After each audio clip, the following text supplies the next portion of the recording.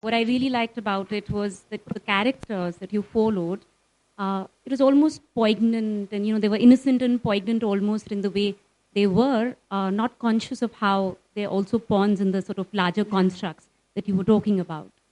I also think that it's not a matter of it being balanced or not balanced, because if you are a documentary filmmaker or any filmmaker, obviously you have your biases, and it's perfectly fine to do that. But I felt that the critique of the pageants and what it represents, whether it is, of course, on one hand, the objectification of bodies, or even the fact that you're becoming slaves to an economics where you're spending so much, and when you talk about an empowerment, that's also an equally false sense of empowerment. And while you did sort of hint at it and try and reach there, I thought that that was the only thing that I felt that if that could have been critiqued as much and as deep as Durga Vahini, it would have been really great. But having said that, it's a great film. Exactly. I mean, I just want to actually defend you in this.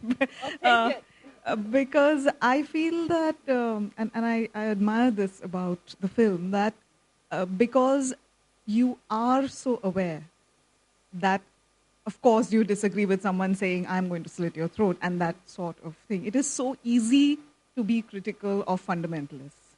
And I feel that there's so many things that are deliberately placed in the film. Like when the girl who was second runner-up, the interview with her is wonderful, and she talks about this, about what does it mean, this dilemma, this moral dilemma, are you giving up your values? She talks about being a Buddhist, and that scene with the legs and the cloaks is just, I mean, that is, for me, is super critical.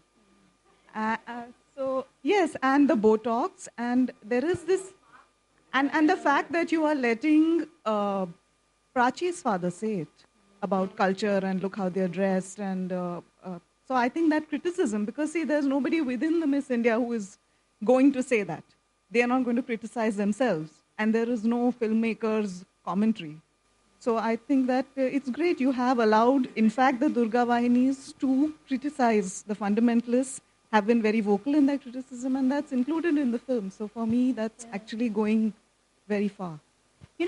What was really interesting. One of the interview clips actually that I wish I'd kept in. Actually, it would have maybe addressed your criticism. Sabira, in one of her big interviews that I did, she talked about, so similar to Heymanji, she talked about the sadness at the erosion